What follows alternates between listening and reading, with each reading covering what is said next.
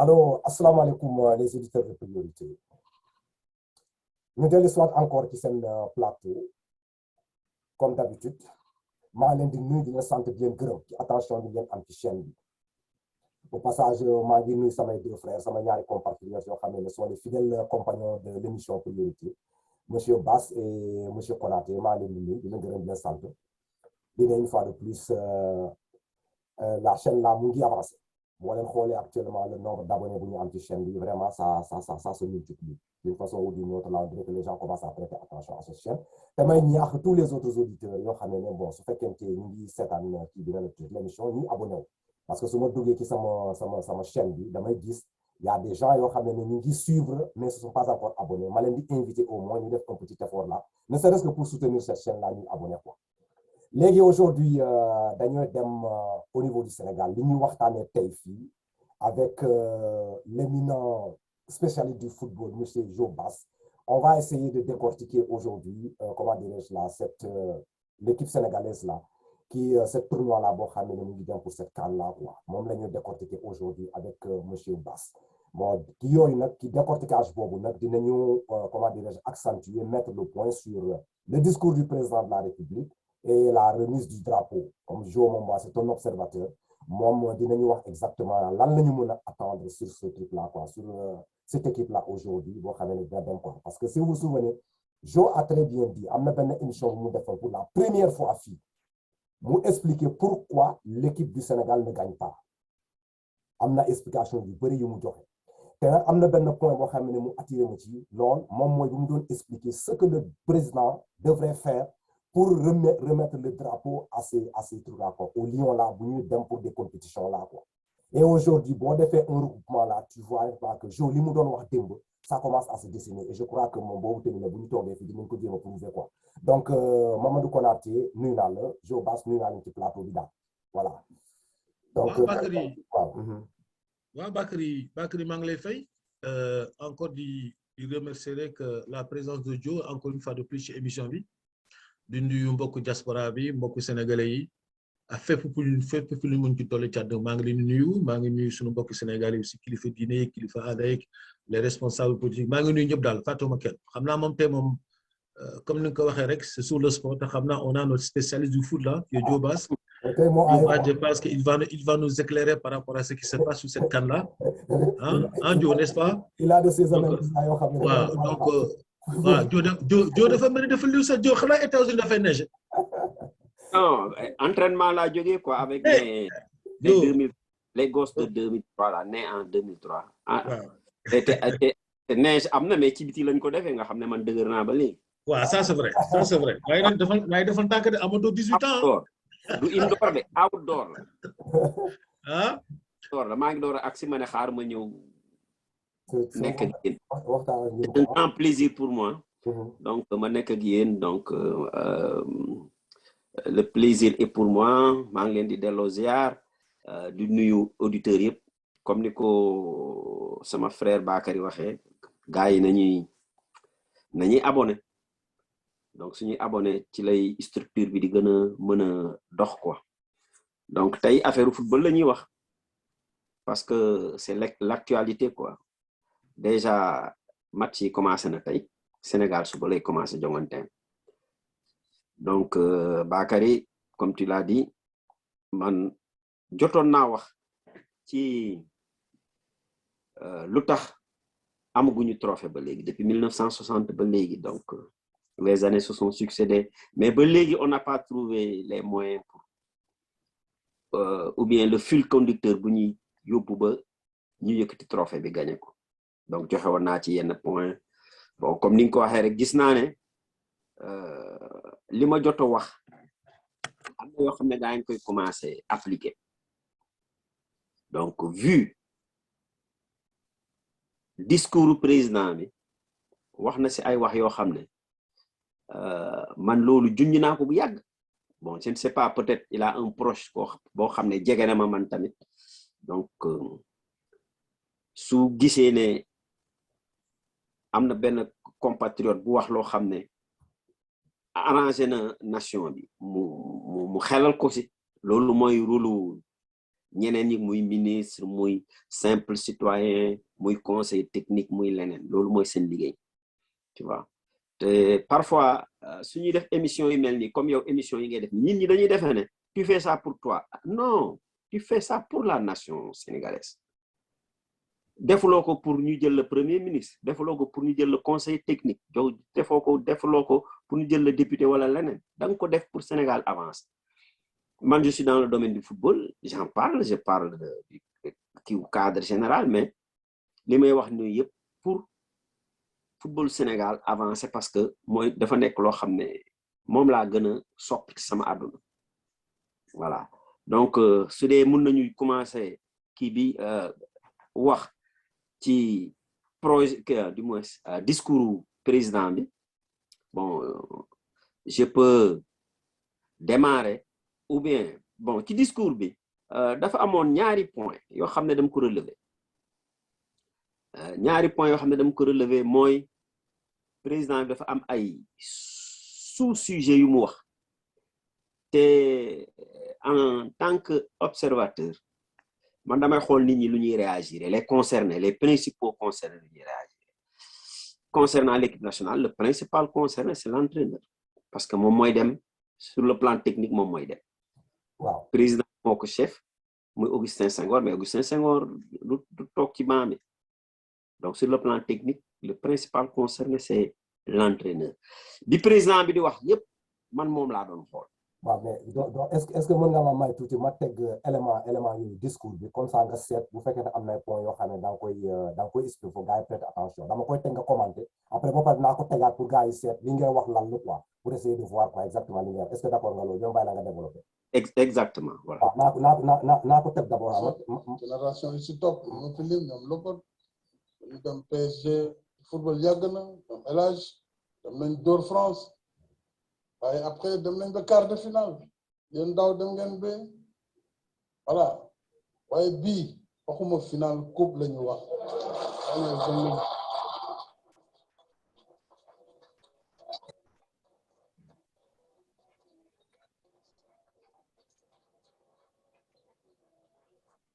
waaw c'est bon amatuñu sonde.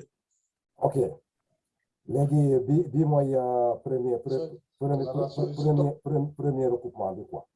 léegi ma jéem a jàll maa leen ma tuuti ma indi leen le truc là quoi le deuxième.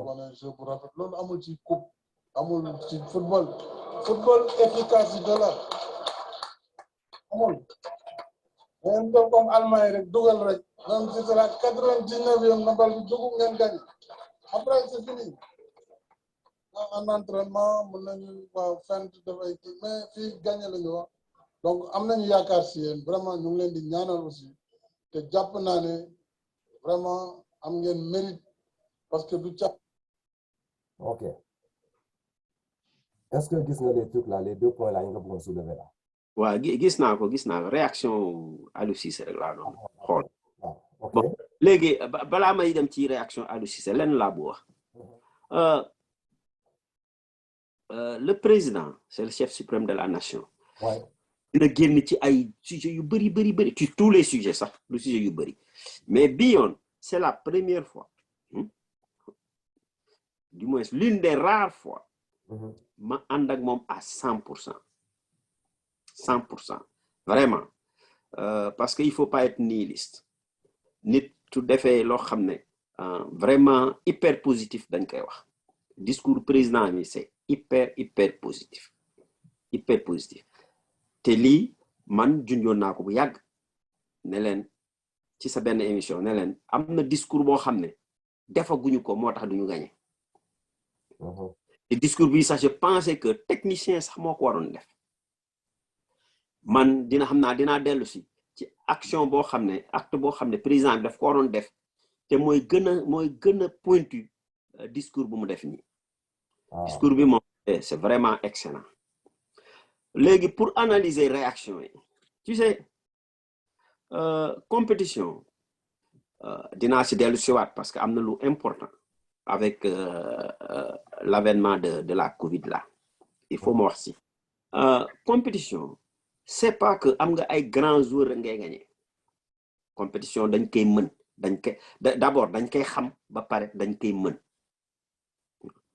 mën du joueur yi ngay yóbbu wala xaalis bu bëri bi nga yore ainsi de suite su doon xaalis bu bëri rek Amérique mooy nekk champion du monde à chaque année wala Chine musu leen gis Chine jouer finale coupe du monde Amérique musul jouer finale coupe du monde musul am te ñoom ñooy puissance yu gën a am doole actuellement économiquement parlant léegi su ma xoolee réaction le principal technicien le principal conseiller Cissé bi président bi di wax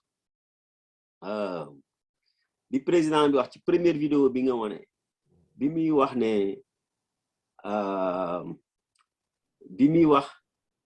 ne coupe la ñu soxla compétition bi chaque fois ñun dañuy dem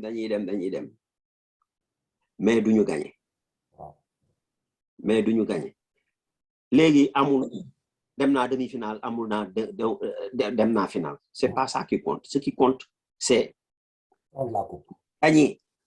gagner la xam nga waxoon naa ko ci sa émission ma ne on n'a pas mis assez de pression sur ces gens-là waxoon naa ko fi sa première émission bi ma participé ak yow xam nga lii pression la soo xoolee réaction Aliou Cissé il a croisé les doigts parce que il sait que moom la ñuy teg pression il a croisé les doigts ça signifie quoi vous gagnez ou bien vous dégagez vous m'excusez du terme vous gagnez ou bien vous dégagez même les joueurs gisoo ñoom ñëpp dañu ne teg Aliou Cissé en premier il a croisé nii la def loxoom ni soo demee ci deuxième vidéo bi foofu moo am importance et je vais mettre l'accent sur ça dafa leen ne gagner moo am importance quelle que soit la manière jël na sax exemple allemand yi ñoom dañ lay buux ba mu wax la daaneel la mbëkk la dugal but après dellu ginnaaw ñëw reyanteeg yow ba match bi jeex ay minutes la rek 90 minutes ñu jël coupe bi dem seen yoon bi mu waxee loolu gis ngeen réaction Aliou Cissé il a applaudi des 2 mains moi je vais dire des 4 mains gis nga foofu nag je vais toucher ce qui est beaucoup plus sensible gis nga foofu il a senti que moom philosophie ci football président bi daf ko laaj parce que depuis 6 ans xaw ma 5 ans ñu ko jox équipe bi on a toujours critiqué la façon de jouer malgré une liste dorée bi mu yore donc il se dit que moom il a raison l'essentiel c'est de gagner quelle que soit la manière donc il se met en verve quoi mais foofu le danger bi nekkee parce que compétition une grande compétition de cette envergure doo ko gagner sans nga am projet de jeu sans nga maîtriser compétition bi sans nga maîtriser jeu bi parce que une compétition comme ça il faut nga maîtriser compétition bi il faut nga maîtriser jeu bi soo ko defulee doo ko gagner soo leen bëggee ngeen jël exemple Algérie Coupe d'Afrique bi passé bi gën a jege ils ont maîtrisé de bout en bout toute la compétition avec la manière et avec conviction donc lépp lu ñuy def pour mën la gagner dañ koy def parce que dañu am lu ñuy wax en termes techniques un projet de jeu dafa am ay détails yu ñuy dugal ci biir football bi ñuy football ak Sénégal dañu ne 2 minutes ñoom ñu taal kër gi lu ñu doon def l'autre jour laa dégg waa ji di wax sax tu sais je suis pas très bon en chiffres mu ne l'Algérie a commis 36 fautes 36 fautes soo jëlee faute bu nekk su dee faute bu nekk day jël 30 secondes ñaata minutes la su dee faute bu nekk day jël 3 secondes ñaata minutes la 36 fois 3 c'est combien donc match bi fa la jeexee c'est ces détails là qu'il faut maîtriser ñoom xam nañ ne Sénégal su dee dañuy def football juste et bien Sénégal la leen di dominer mais nag il faut ñu dugal ci ndëgg sërëx yooyu comme ñoom yàlla may na leen 2 minutes de jeu ñu mëne donc il faut tuer le temps léegi en revenant sur Aliou Cissé s'il croit que il va jouer gagner sans un projet de jeu il se leurre je lui dis ça tout de suite et dama koy wax toute la nation sénégalaise il se leurre parce que compétition benn match ah moo lay tax a gagner compétition benn match mun nga ñëw ñu jox la 3 premiers matchs de groupe nga dóor ñëpp 4-1 nga ñëw 8e de finale ah waa ji yóbbu la série de penalty gagné ça fait que yaa ko mën damay jox benn exemple gis nga France bu muy gagné coupe du monde matcham boobu benn match mooy am toujours ci compétition boo xam ne moo lay tax a gagné moo lay tax a ñibbi bi muy dajeek Argentine France Argentine def naa 3-2 la mujjee Argentine dem na ba mëne France avec Messi dedans mais français dañu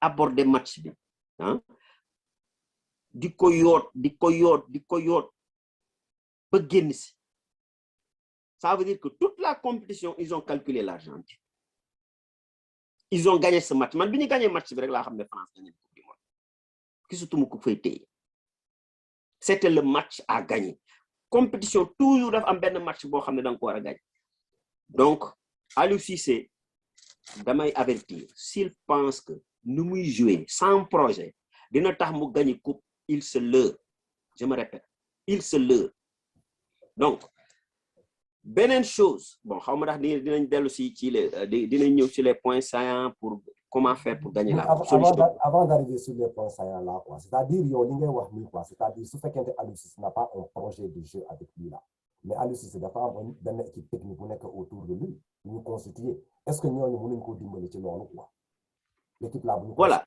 Aliou Cissé là posé nga question bu am solo xam nga Sénégal xam nga lu bon ci Sénégal c'est à tous les niveaux hein même ba si man c'est à tous les niveaux man suñu ma doon ne ah way ubbi nga atelier voiture da nga uti ay ingénieur ñoo xam ne dinañ la mën a jàppale pour réparer xam nga yow laay xalaat parce que yaay sama copain xam nga loolu moo ñu yàq ñun Sénégal peut-être mun naa am benn américain boo xam ne moo la gën a xajañ fop au lieu mu jël ko yow laa ñëw jël léegi yow mun nga am ay limites production bi ma naroon am du ma ko am. C'est vrai. Est-ce que tu comprends loolu moo yàq Sénégal moi j'ai regardé newoon naa leen ci proposition yi ma defoon la dama leen ne comme Aliou Cissé il est novice bi ñu koy jël il est novice dans le métier Aliou Cissé musul yore club il était adjoint avec les Olympiques musul yore club on l'a parachuté comme head coach au niveau de l'équipe A. ñu parachuté comme head coach au niveau de l'équipe A ma ne leen Aliou Cissé ma ne leen gis nga avant muy teg premier plo laa leen ne erreur de casting am na ñu ma doon saaga sax Facebook dina celui-là il fait le malin tekkiwul dara muy wax erreur de casting. Comme d'habitude quoi. 5 ans après ñoom ñëpp ñu ngi wax loolu gis naa sax kii il a presque insulté Kalidou Fadiga Laye Diaw doyen Laye Diaw il a presque insulté. Alors que lii Kalidou Fadiga wax man wax naa ko depuis il y a 5 ans je l'ai dit El Hadj Diouf wax na ko ci diggante année yi finalement ñu coppite ko dama leen nekk il faut une commission technique su dee entraîneur bi dafa am ay insuffisance kenn dégluwuma ba année bi deux coupes d'Afrique passé na 3e bi ñu door ko def te foofu tamit beneen erreur y a une autre erreur erreur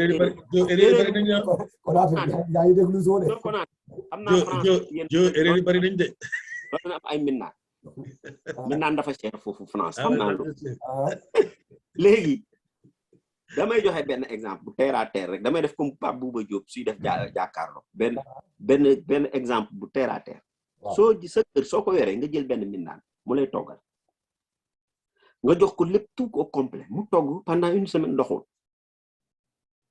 nga ne ko yow jànq bi sa togg bi doxul de damay wuti keneen mais du ma la daax nga indi keneen teg ko foofu ci waañ bi après nga jël kii nga xam ne doxalul nga ne ko muy conseiller kii nga door a indi noonu la fédération def ils ont pris si commission technique ils ont pris Amsata Fall. Amsata Fall a été entraîneur national, il a été directeur technique. Qu'est-ce qu'il a gagné? Tojul Fen, Coupe d'Afrique. Ils ont pris Maya Sinmar, actuel directeur technique. Moussoul Toj Fen, même Nawetan. Moussna ko fi wax. Ils l'ont pris. Il a fait là-bas 12 ans, je pense. Lan la fi bayi, bindul Kate. Et puis il est professeur à l'université de Dakar, INSEPS, université là-bas. Bon, ban fascule wala ban livre le mësa bind. Zéro. Amoul.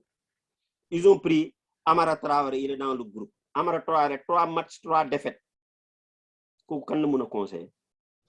Ils ont pris Elas Diouf. Elas Diouf, il a joué. Gagné rien. À part 2 ballons d'or, il m'a gagné. 2 ballons d'or africains. Il m'a gagné. Lolo, c'est dans le cadre du jeu, mais pas dans le cadre du trophée. Une trophée, la noire. Ouais. Donc, moi, je recuse ce groupe-là, d'accord ou ma groupe, parce que ils vont pas nous faire gagner ces gens. Parce que nous avons des responsabilités, nous avons des pour nous togg bi doxul. Naka lañu mëna conseiller kuy togg légui? C'est passé à côté. C'est passé à côté. Moi, j'avais proposé, musna ci waxtaan ak ben international. Manako, si c'était à proposer pour la défense, comment tu peux déplacer une équipe comme l'équipe du Sénégal?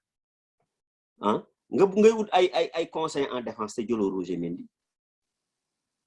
Ah, voilà une question. Première erreur. Deuxième, milieu de terrain. Ban milieu de terrain fi mo fi gëna saf ko xamné il a marqué les esprits. Comme numéro 8, c'est Amadou Diop Boy Bandi. Suy dem stade sax gaay dañuy bañ mu dugg. Fu lolu fuñ ko tek. Concernant les 9, numéro 9, bo xamné fi suñu né kan mo fi 9 bo xamné xarañ non. Ya Tassirou Diallo. Ñepp ko xam ci Sénégal. Mu ngi ni dem nak sourds-muets yi nek directeur technique, ils ont gagné la Coupe d'Afrique des sourds-muets. Sénégal dañuy def affaire ki sama waay la ki du sama waay. Ay ki daf may jappalé fi donc warna ko retour de qui le retour d'ascenseur lañuy def. Moi, je suis un retour d'ascenseur parce que je leur dis les choses crûment. Faut le problème, Kamal. Mais Joe, moi, je cadre de tout quoi. Donc, si je comprends bien, aujourd'hui, Sénégal, il n'a pas vraiment un entraîneur d'ossature internationale pour pouvoir effectivement entraîner, coacher à mon projet sportif, à mon projet de jeu.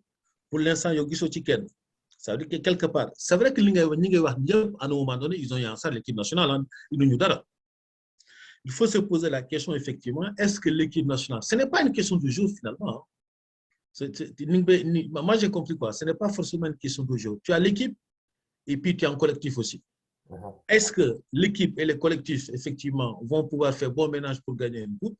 Ou bien, effectivement, est-ce que le collectif suffit suffisamment? Moi, je suis le premier à dire que l'équipe ne suffit pas elle seule. Donc, il faut être sur d'arrêt, il faut du collectif. Mais de notre côté, comme tu dis, effectivement, ils font un projet de jeu. Football, c'est un projet. Hein. Je dis, quoi que l'on puisse dire, c'est un projet, c'est tactique, c'est systématique. Ça demande l'engagement, ça demande la détermination.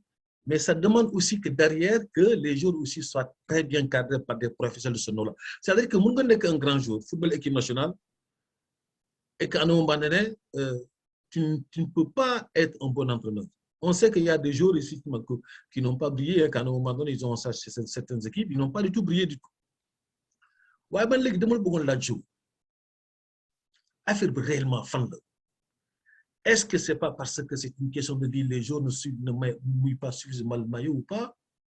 Ou bien est-ce que tu penses qu'à un moment donné, l'équipe là, le problème, ce n'est pas le problème des joueurs, comme tu dis. Est-ce que tu penses que cet entraîneur-là devait être là aujourd'hui? Est-ce que tu ne penses pas qu'à partir du moment, effectivement, il a été à la Coupe du Monde, d'accord, très bien, voilà, il a joué la CAN.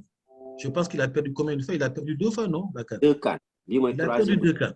Il est parti à la Coupe du Monde. Moi, je pense qu'il ne fallait pas s'entêter. Je vais être très critique. Hein. Je ne suis pas un spécialiste du football, mais moi, je pense qu'il fallait changer l'homme. Je crois qu'il fallait changer l'homme. Après, je veux dire que nous, ouais, mais écoute, tu es un peu catégorique, quoi. Mais nous, peut-être l'expérience qu'il a eue en Coupe du Monde avec les 2 cas là, cette fois-ci, c'est la bonne.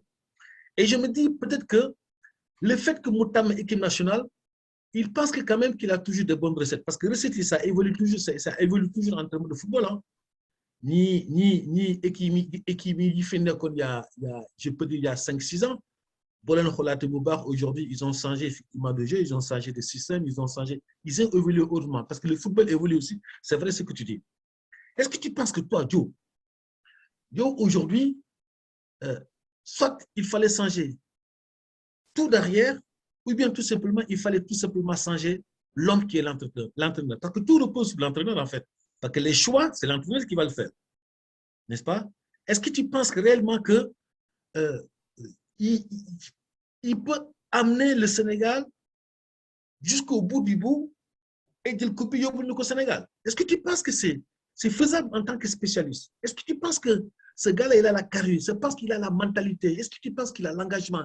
Est-ce que tu penses que techniquement, il est bon pour ça? Pour tontu la xam nga dafa nekk loo xam ne dama ko wax plusieurs fois xam nga parfois dañuy ne yenn saa di nga joxe benn opinion ñu ne sa opinion bi est subjective. Ouais. Man biñ dañ ko nommé rek ma ne leen même wax naa ko ci benn plateau pour ne pas faire defuma publicité à la Sen TV dama leen ne bi ñuy nommé Aliou Cissé j'ai dit erreur de casting. Ma joxe sama exemple bopp de parce que man lu mu dundul du ma si wax. Ma jox leen exemple ma ne sama premier match ma ne leen man depuis gis nga une petite histoire sur ma personne. Parfois c'est gis nga man xam nga kañ laa commencé coacher. Depuis bi may am 8 ans. Yoo xam nga temps bu yàgg ba ku am bal bu gën a baax ci koñ bi moo chef koñ bi yëpp. Ouais, c'est la règle du jeu. Et navigateur, il travaille dans les bateaux. Il dem France di ñëw. Bateau bi day def escale Casablanca. Temps bu yàgg ba pour la petite histoire, temps bu yàgg ba les vrais ballons, ballon vessie. Casablanca lañ ko doon defaree. Loxo lañ ko doon ñëwee. Les vrais ballons avant ay Nike yi di am ay ainsi de suite. Vrais ballons. Casa lañ ko doon defaree parce que foofu moo doon am der. En cuir la woon yow xam nga ballon vessie dégg nga ko. C'est vrai, c'est vrai. Kon nga ci nga nekk xale. Ballon vessie. Mon père, il m'a amené. Quartier bi yëpp wàkki naan Colobane. Man maa fa am ballon vessie. À part l'équipe navétane de Brésil de Wakhinane. Man rek maa fa am ballon vessie. Chez moi, 7 heures du matin, tous les gosses sama buntu kër la ñuy ñëw. 7 heures du matin laa la wax de. Ñoo may yee. Donc man ma gàddu sama bal. Yore naa benn photo sax boo xam ne fii. bi mu ko nettalee femme bi. Dama ko nettali mu dem jëndal ma bal xam nga mu dem jëndal ma bal baa ngi nii gis nga bal bi nu ma ko kottee gis ngeen bal bi nu ma ko kottee dama ko ça c'est toi ça ça c'est toi ça c'est moi oui ma nettal ko histoire mu dem jëndal ma bal ma ne ko that's my ball xam nga est-ce que tu vois léegi man maay classé su ma meree ma ñibbeeg bal bi est-ce que tu comprends te yàlla dafa mooy doole bu may nekk booy c'était costaud. Ku déconné ma duma la su ma meree ma ñibbeeg sama bal xam nga déjà commencé naa coacher. Tu décidé quoi. Tu vois donc depuis bi ma amee 8 ans laa commencé coacher ba léegi donc tous les contours du coaching du management dama ko xam suñuy cotiser xaalis pour jënd ay sous-vêtements di def ay numéros yooyu sous-vêtements xam nga sous-vêtements. Ouais. Moom lañ doon def maillot. Bu ñu jël eau de javel pour kii ko nii pour def numéro décoller ko mu nekk numéro.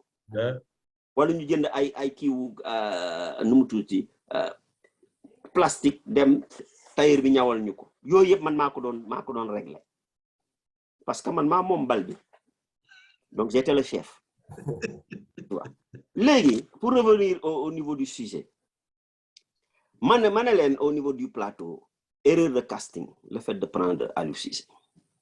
Il fallait soit ñu étoffé ko indil ko une commission technique qui vient de le faire après combien d'années? Après 5 ans.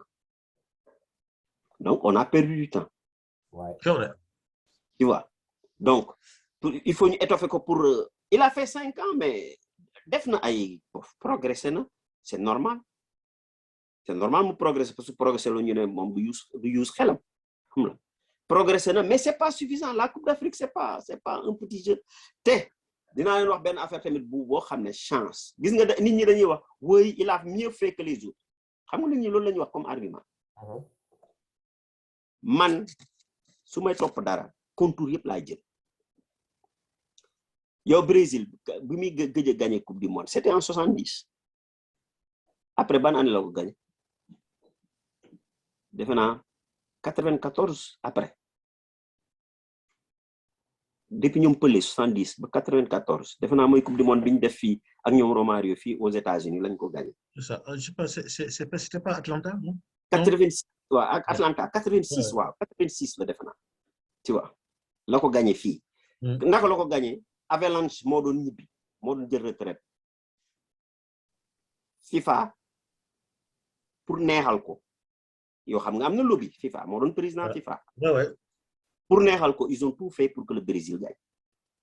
Et le Brésil a gagné contre l'Italie. Le Brésil a gagné. Romario qui nu mu tuuti l'Argentin nu mu tuuti Diego Armando.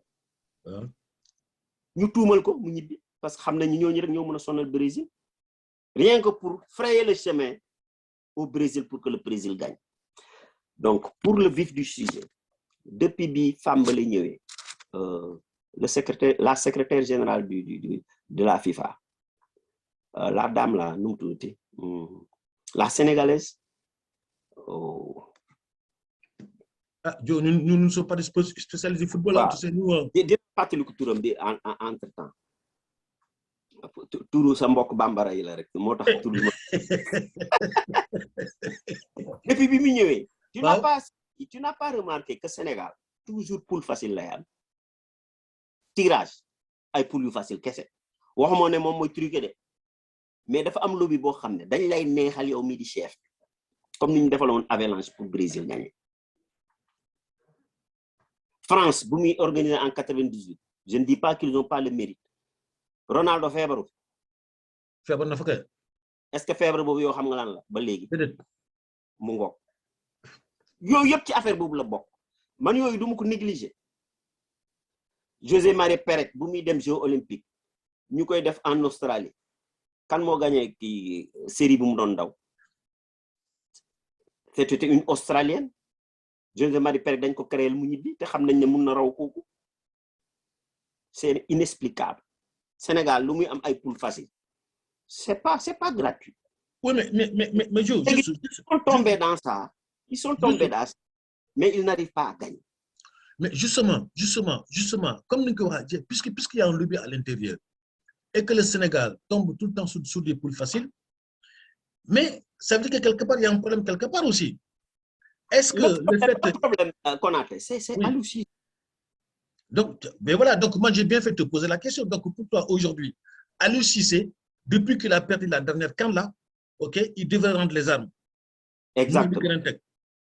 Mais, Moi, je n'ai rien contre lui. mais sauf que arme boobu bu ko tegoon fi mu toll nii ci ñi nga cité nii kan moo waroon nekk en mesure jël équipe nationale en charge et effectivement scotché ko conformément par rapport à ce que tu as dit auparavant en début de l'émission.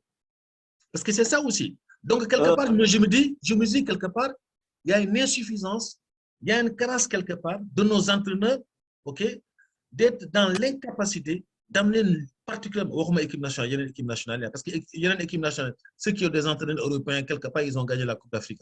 Ah, on est bien d'accord, que ce soit le Maroc, que ce soit la Tunisie, que ce soit l'Égypte qui l'a gagné plusieurs fois, le Cameroun, la Côte d'Ivoire, n'est-ce pas? Mais il y a une équipe telle que le Sahel, nous ne pouvons pas gagner. Ah, le président dit, aujourd'hui, vous vous débrouillez, mais n'importe comment, même si l'essentiel c'est de participer, mais il faut nous amener le trophée. Nous, nous sommes quelle que soit la manière, sauf qu'on a gagné le trophée aussi avec la manière. Mais moi, je me dis, il y a quelques feeling qui nous permettre effectivement cette année-là de gagner la Coupe d'Afrique des Nations. Alors, est-ce que ça va reposer sur les jeunes et même que se disent maintenant stop, on va jusqu'au bout, on en a marre, ren moom sunu Coupe d'Afrique dem foog ñu yóbbu ko. Mais aussi nous ñuy xalaatee aussi pour remporter cette coupe-là, gagner coupe bi ñibbi. Mais yeneen équipe yi aussi, ils ont le même raisonnement. Ils ont le même raisonnement. Et yeneen équipe yi aussi, ils sont pas mauvais. Elles ne sont pas mauvaises. Hein? Elles ne sont pas si mauvaises qu'on le croit. Parce que boo jëlee Cameroun, boo jëlee l'Égypte, boo jëlee l'Algérie, c'est de gros morceaux. Hein? C'est de gros morceaux. Alors, moi, je ne sais pas. Moi, je sais que je pense que. Moi, développer tout. Moi, je développer tout. Konaté, gis nga Coupe d'Afrique bi avec l'introduction, avec l'avènement de la Covid-19, day nekk Coupe d'Afrique spéciale. Ah oui. Coupe d'Afrique spéciale. Déjà, yenn équipe yi kenn defu fi match amical. Kenn am na ñu def match amical ay benn lay doon ku fi def match amical benn démarré na tey Coupe d'Afrique bi. Donc soo seetloo gis nga man Coupe d'Afrique bi Algérie gagné. Augustin Senghor il appelé en direct 3 mois xaw ma 2 mois avant la Coupe d'Afrique ma ne ko Augustin mu ne ma waaw ma ne ko Coupe d'Afrique bi am ngeen chance. Samoura, la dame s'appelle Samoura. La secrétaire générale de la FIFA. Ma ne ko Samoura ñëw na yéen am ngeen ginnaaw kenn dootu leen sàcc xam nga Sénégal dañ ko doon sàcc bu yàgg ba. Ay erreur d'arbitrage et ainsi de suite. ak ay di ñu yóbbu ay poule de la mort ak yooyu. Léegi ñun poule des chèvres la ñuy yóbbu nga xam ne ay béy ñoo fay nekk da nga ñëw rek ren di romb tu vois. Ma ne ko chance la pour yéen. Ma ne ko deuxième chance bi ngeen am. Le ministre du sport, il est le maire de la ville du président.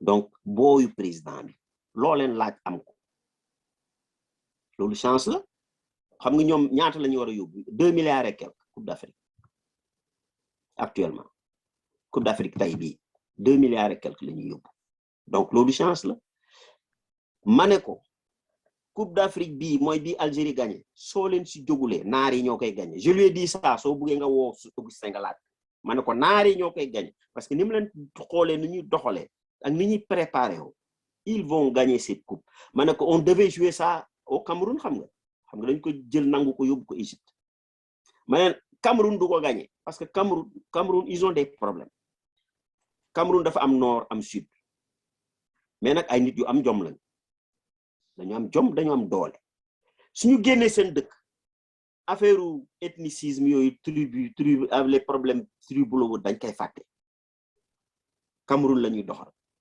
mais seen biir dëkk parce que yaay day toog nijaay toog bàjjen toog problème ethnie day dellu si seetaan naa seen match tey c'est pas fameux problème boobu day dellu si mais soo seetloo Cameroun ils ont toujours un entraîneur étranger. Ils ont fait quoi aujourd'hui même? Ñoom ñoo gagné 2-1 ak ay penalty bon on comprend tu vois ils ont fait 2-1 problème tribaux yi day dellu si parce que nit ñi dañ leen di jege donc ñooñu pour gagner leen day yomb loolu yëpp ci compétition la bokk. Loolu yëpp ci compétition la bokk léegi Coupe d'Afrique bi pour revenir au sujet dafay spécial parce que y a l'avènement de la Covid soo seetloo encore.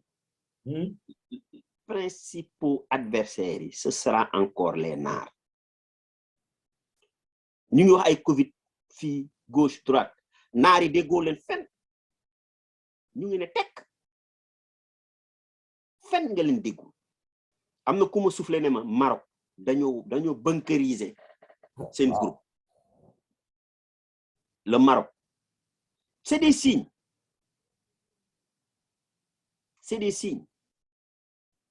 dañu bunkériser seen groupe Sénégal ñu ngi ci lan presque 7 Covid am na benn gars bu ko waxoon Facebook ma gis mu ne moi j'ai vu le gosse là qui est venu en dernier lieu il n'est pas parti il vient à l'entraînement et puis il rentre à Thiès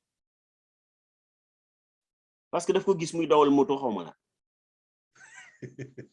mais tu te rends compte def naa ci locaux yi la sax xam na yow yaa ngi dem équipe nationale après l'entraînement tu rentres à Thiès ak sa moto mais kooku su ñëwee entraînement est-ce que du indaale Covid bi vraiment tu vois c'est des mais légèretés yoo xam ne mais c'est Joe des légèretés yoo xam ne mais Joe loolu moo ñi ko gis nga Covid bi oui élément adversaire la de mais loolu mooy laxisme effectivement de l'équipe là justement là quoi c'est le problème de management.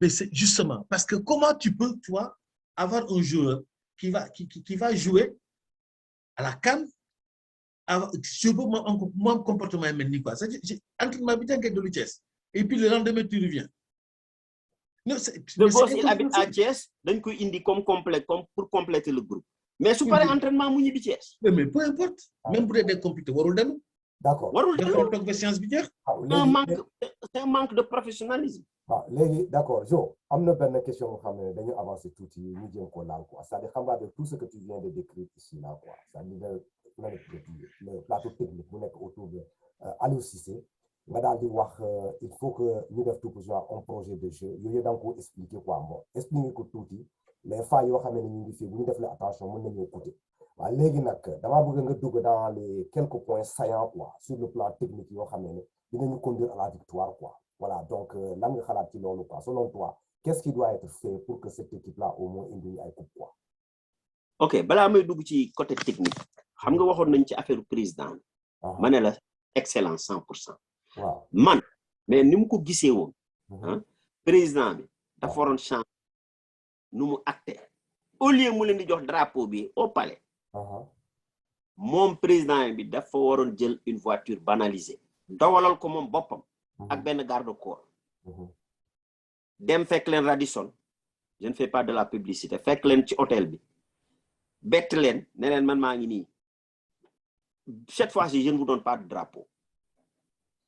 drapeau bi parce que dañ leen di jox drapeau bi ngeen dem drapeau c'est sacré dañ leen di ngeen dem guerre ñu dóor leen ay bal ngeen daw bàyyi fa drapeau loolu gàcce la vous l'avez fait n fois cette fois-ci non je ne vous donne rien drapeau bi dama koy garder sama biir avion soo leen gagné ma ñëw foofu jox leen ko ñu ñëw wàcc ci rue Dakar yi yëkkati drapeau bi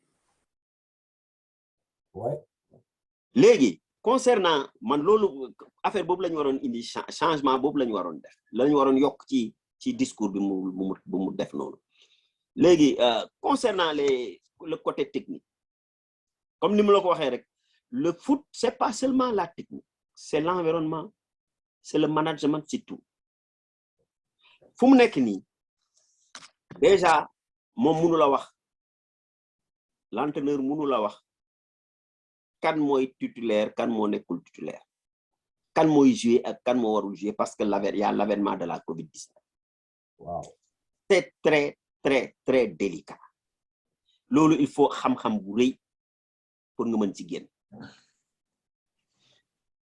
côté technique il faut retourner un peu plus loin derrière naari ils ont joué la coupe arabe Sénégal joué dara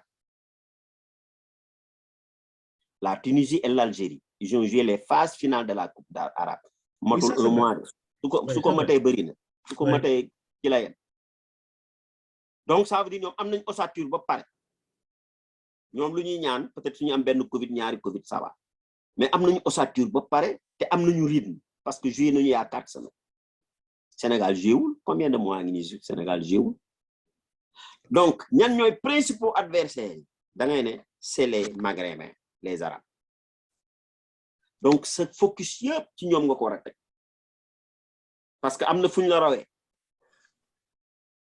loolu mooy management am na fu ñu la rawee deuxièmement soo calculer arabe yi naka ngay def man gis nga man c'est pas me jeter des fleurs man Aliou Cissé su ma woon tu sais nit ñi dañuy damay wax di wax Aliou Cissé j'ai cherché son email dama wax quelqu'un très proche de lui qui le conseille moo ma ne naa la jox email am tu l'email moo boobu mu ngi woon coupe du monde de ngay wax ak moom mais dama ko email tontu ma donc man comme d'habitude ci débat public rek laa mën a waxee su ci mënee foraatu mu foraatu su ko mënulee je suis pas un expert damay wax li ma xalaat rek tu vois léegi su jógee ci côté arabe yi na ñëw affaire naka lay régler problème Covid ñan ñoo pare pour jouer mu wax ak commission bi ñu koy def malgré que man d'accord ma ci commission technique bi mu waxtaan ak ñoom il faut muy waxtaan ak ñoom ku nekk joxe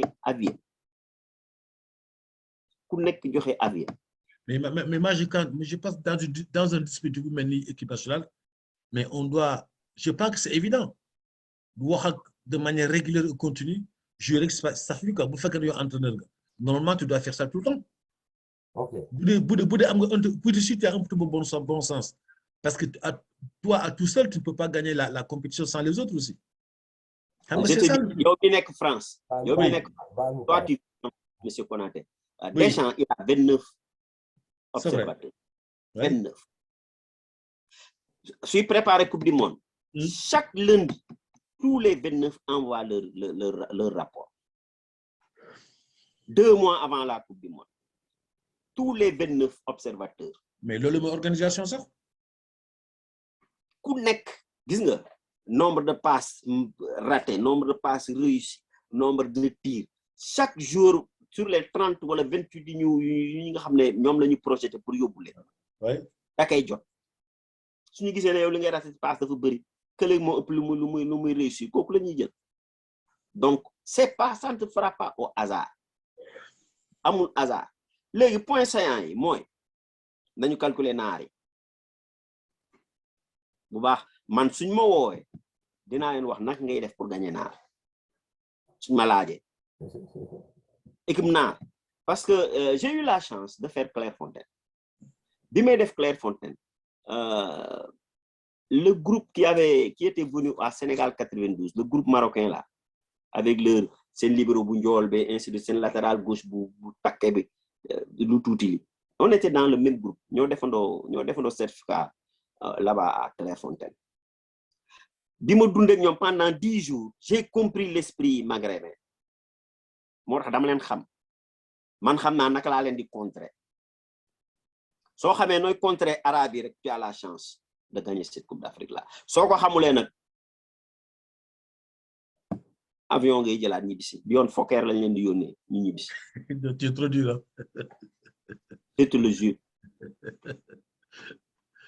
Covid bi soo ko maîtriser soo maîtriser les équipes Maghreb bi Covid bi nga maîtriser ko malgré yenn kii yu muy indi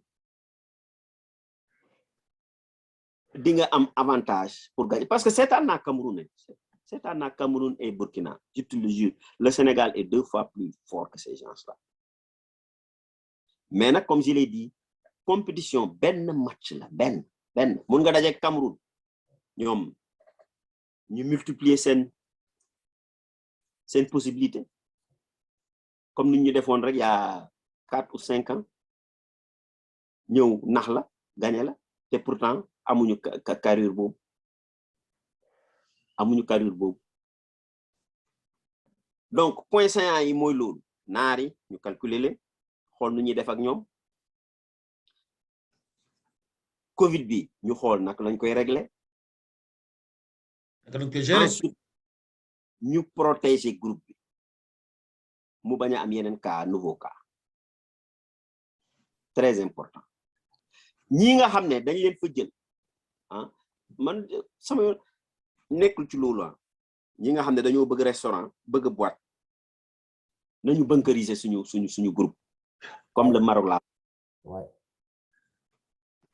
ñi di dem ay restaurant ay boîte yooyu bu ñu dugg ci biir groupe bi nañu yem ci tribune yi ci buntu bi nañu yem ci tribune yi buñ ñëw jaxasoo ak booy buñ sax entraîné ak booy ñi may wax xam nañ nit ñi xam nañ leen discipline doo dem boîte ba pare soo seetloo même en Europe joueurs yi gën a bëgg a boîte ñooy am Covid ay ñoom Neymar et consort ñoom rek ñoo fay am Covid Mbappé doo ko dégg mu am Covid de parce que waa këram ñu ngi ci ginnaaw donc c'est très très important waaw. D'accord ok Je crois vraiment, Joe, à t'écouter là, vraiment, on apprend beaucoup, quoi. Tu as fait une analyse très personnelle de la situation là. Et je crois que, bon, si nous sommes ça nous a pris l'heure là. Donc, xam naa moom daal saa waaye émission bi fii lañ koy ci football lañ koy bàyyi tey comme ça lii mu ne Inch'Allah.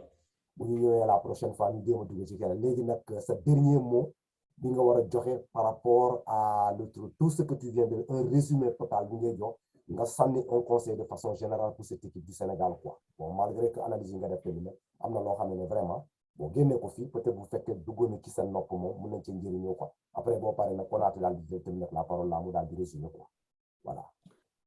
Bon, ça me résumé. Tu sais, comme je l'ai dit au début, je ne sais pas ce que je. Moi, si j'étais le ministre du Sport ou bien le président Macky Sall, je vais dire Sargal pour la première fois, le président Macky Sall. Équipe A, Sénégal. Limsi def, ben président def. Man deug rek momay ray. Dañuy nek soy wax deug da ngay wét. Mais nit ki su defee dara lu baax dang koy wax. Tu vois. Équipe A waxuma football de. Équipe A lu mu defaral équipe A. Ben président musu ko def. Légui man limay ki pour concernant cette Coupe d'Afrique là. Dafa wara def chaque matin no Aliou Cissé. Nego Aliou Cissé fo tollu. Il faut mettre la pression. Aliou Cissé fo tollu. Mu ne ko fii laa toll fii la ñaata Covid nga am de kii est-ce que tane nañu est-ce que pare nga mu ne ko waa pare na ok bu suba tous les jours na ko def jouru match 1 heure de temps avant mu ne ko Aliou Cissé gars yi pare nañu waaw pare na c'est très important te am na benn point bi ma fàttee wax mooy le problème qu'on a il faut tenir compte de ça. Tous les dirigeants de cette fédération-là, c'est des candidats à la mairie. C'est une campagne. Wow. Ça veut dire qu'il faut faire des va-et-vient. Campagne d'elle-aussi. Facteur limitant pour la victoire. Facteur limitant pour la victoire, c'est très important. Il doit faire un sacrifice. C'est un adjoint, il y a une campagne, en Afrique, au Cameroun. Si nous défoulons, si nous perdons, ils sont responsables. De toute façon, man compte au monsieur, man américain fait le passe, man ñëw sama bopp. Ken outul ma visa ma ko tel sama bopp. Ah, vraiment. Donc du ñom ñoo yoré sama ñël. Suñu bëggé gagner, suñu défé va et bien rek ils vont perdre cette coupe et ils seront responsables. Donc pour terminer, Aliou Cissé nay xol joueur mi ben par ben sur le plan médical nañ leen suivre sur le plan environnemental nañ leen suivre tous les gens qui fréquentent les restaurants et les boîtes buñu djégé boy buñ sax dugg terrain entraînement man lola sur le plan technique. Bon, management, c'est tout. Lola, conseiller gars. Voilà. Maa ngi leen di maa ngi delloo njukkal ñëpp ñi nga xam ne ñu ngi doon déglu tu vois su dee wax nañ ci loo xam ne dafa xaw a ëpp ñu xam ne daal nit moo matul quoi. waaw jërëjëf amul benn problème kon nag na la tuddati kilifa bi Konaté lan mooy sa conclusion par rapport à tout ce qui vient d'être dit ici. Man gis nga Bakary man duma sori. Joe, je pense qu'il a tout dit, il a tout expliqué clairement. Hein? Donc, nous, n'étant pas des spécialistes du football, nous pouvons que constater ce qu'il a dit, en espérant que, bon, ben, émission bi, nous avons Cameroun, et puis tirer les leçons. Finalement, il y a le titre de final. Moi, je ne suis pas du tout, je vais dans le sens du président aussi, hein. Je ne suis pas du tout de la formule de Pierre de Coubertin. L'essentiel est de participer. Je ne suis pas dans ça, moi. Je suis parti, c'est pour gagner. Et pour gagner, il faut aller jusqu'au bout. Moi, je ne suis pas du... chaque fois, ouais, mais vous savez, c'est bien dommage. Bien, vous savez, hein, l'essentiel, c'est de participer. Moi, je veux bien entendre ça. Non, d'accord. booy dem da ngay gagner da nga ci def ful ak fayda yaa ngi dégg. waaw ndam rek.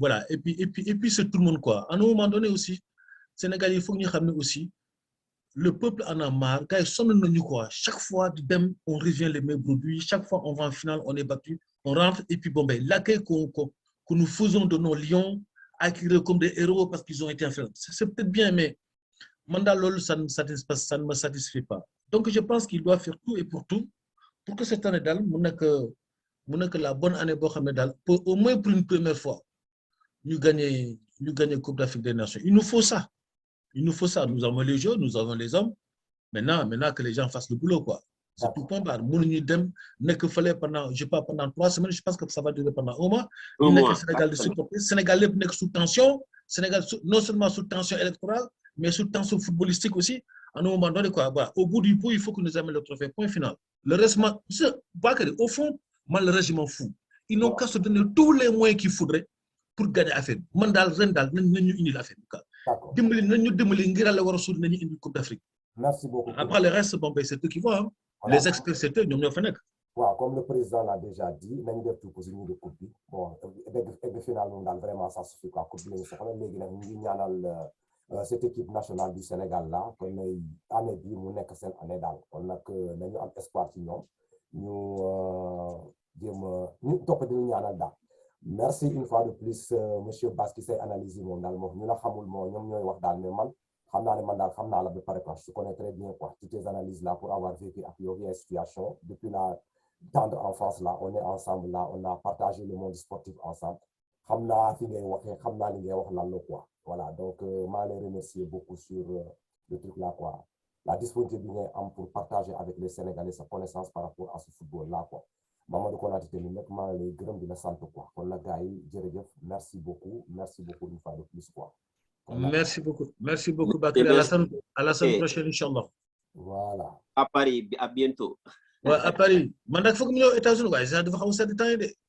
waaw temps yi dafa sedd bàyyil ba sedd bi waay. damay bàyyi ba sedd bi nga ma daal di ñëw parce que ni mu la gisee daal tiit naa daal ni mu la gisee ni ko sol daal tiit naa bi sedd bi.